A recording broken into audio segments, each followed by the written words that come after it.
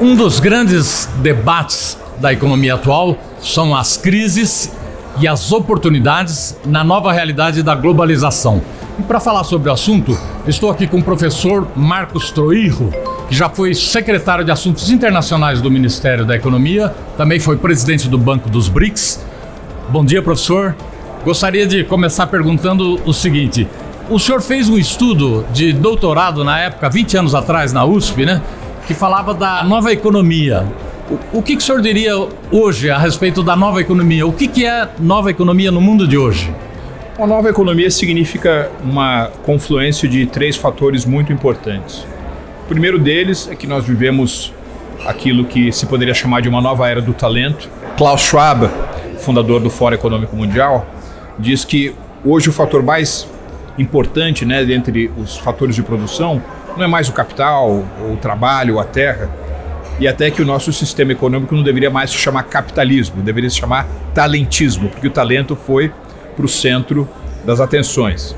E talento nessa nova economia significa não apenas a verticalização de conhecimentos, mas também a sua multidisciplinaridade, o caráter multicomplexo, ou seja, um indivíduo que é engenheiro, mas consegue ler um contrato, um advogado que utiliza métodos quantitativos. Significa empresas que vão além do seu core business, que tem uma visão 360 graus.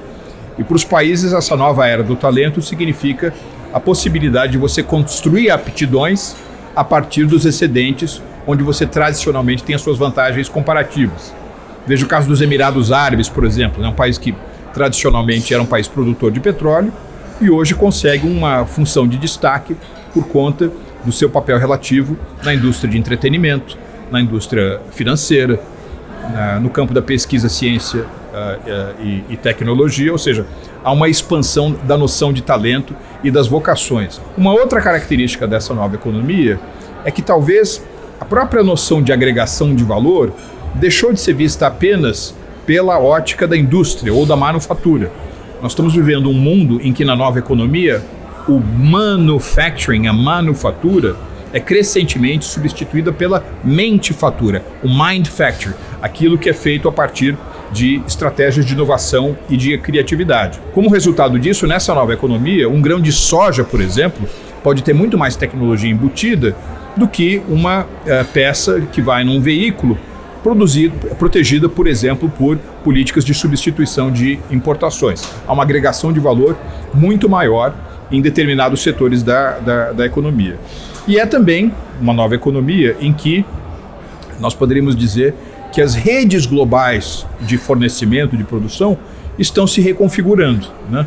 Quando eu, por exemplo, comecei a escrever esse trabalho, né, há cerca de 20 anos, aquele era um mundo muito parametrizado por aquilo que o Thomas Friedman, né, o colunista do New York Times, chamava o mundo é plano.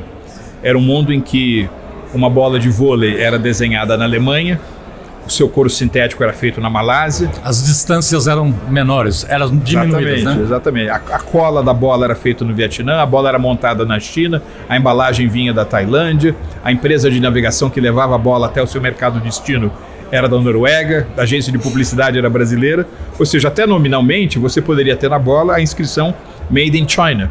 Mas na realidade esse era um produto made in the world.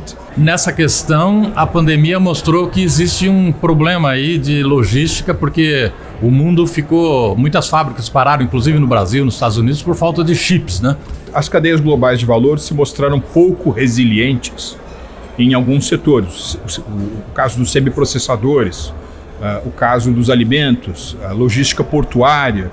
E por isso que eu acho que nós temos uma tendência hoje de substituir em alguma medida aquilo que foi uma bússola, né, da globalização profunda, que era o chamado método just in time de produção, sempre buscando eficiência, por uma filosofia do just in case, ou seja, vai lá que você tem uma nova pandemia, vai lá que você tem uma crise geopolítica mais grave.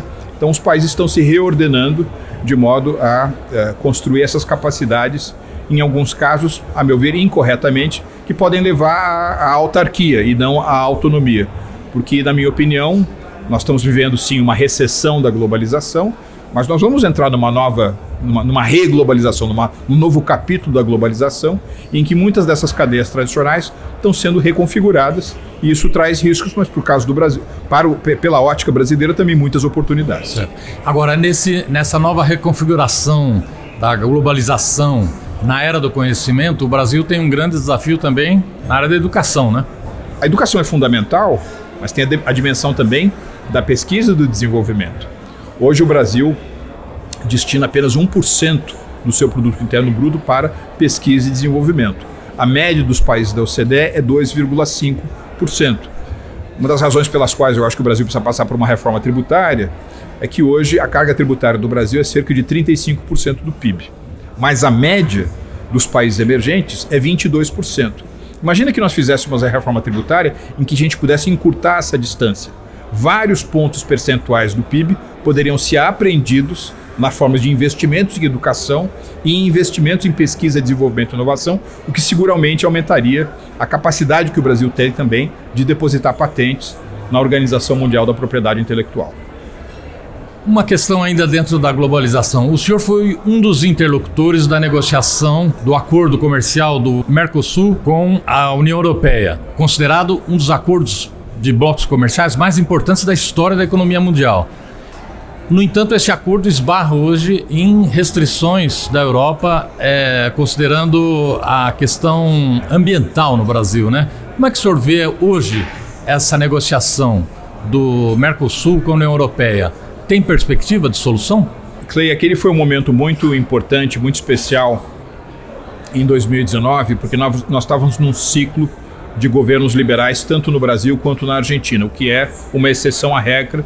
Então, naquele momento, nós tínhamos uma perspectiva liberal na mesa de negociações. E do ponto de vista da União Europeia, também, esse mundo, que era um mundo mais fechado economicamente, os europeus percebiam, por exemplo, a política comercial americana muito refratária a novos tratados de comércio, ajudou, de parte a parte, que nós concluíssemos o acordo em 2019.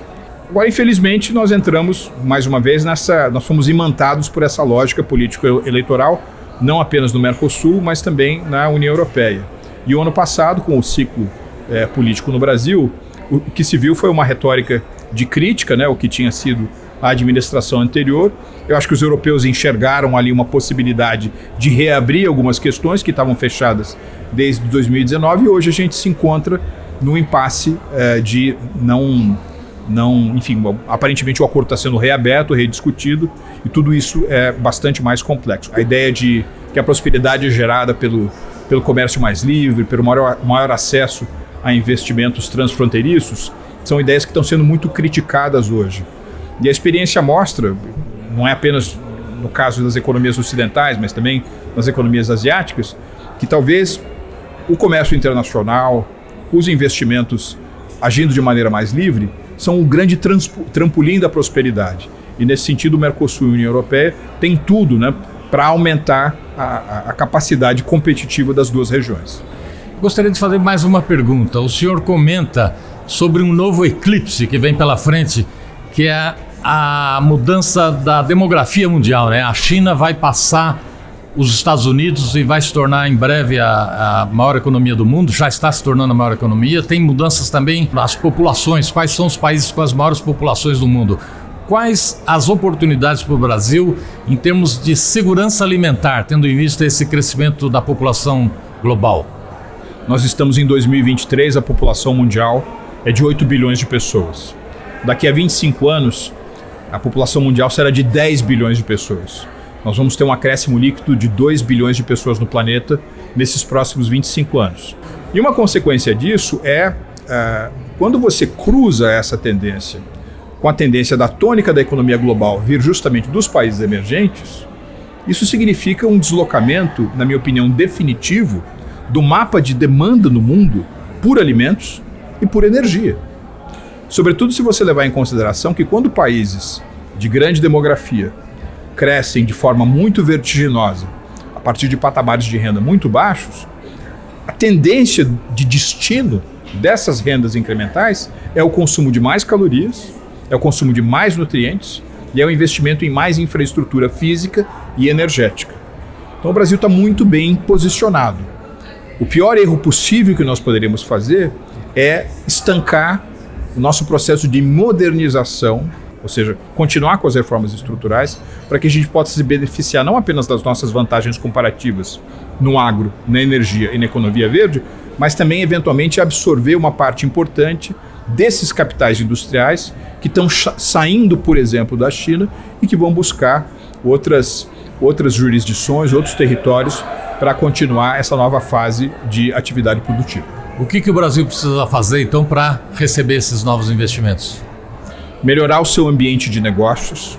A coisa mais sensível é o balanço patrimonial. Então, onde essas atividades podem encontrar, por exemplo, uma legislação trabalhista moderna, um fluxo desimpedido de remessa de lucros, de investimentos estrangeiros diretos. Você, obviamente, reorganizar a sua reforma, a sua estrutura tributária para permitir 3 coisas. Que mais pessoas físicas e jurídicas paguem impostos, e porque mais pessoas físicas e jurídicas pagam impostos, mais pessoas físicas e jurídicas podem pagar menos impostos. E, obviamente, também simplificar as regras tributárias, ou seja, esses critérios da abrangência, não é? Da modicidade, impostos relativamente baixos, e da simplicidade, que melhora o ambiente dos negócios, são ímãs muito poderosos para a atração de capitais. Obrigado, professor. Nós conversamos com o economista e professor Marcos Troirro, que nos deu essa entrevista, essa verdadeira aula de economia. Obrigado, até a próxima. Até a próxima.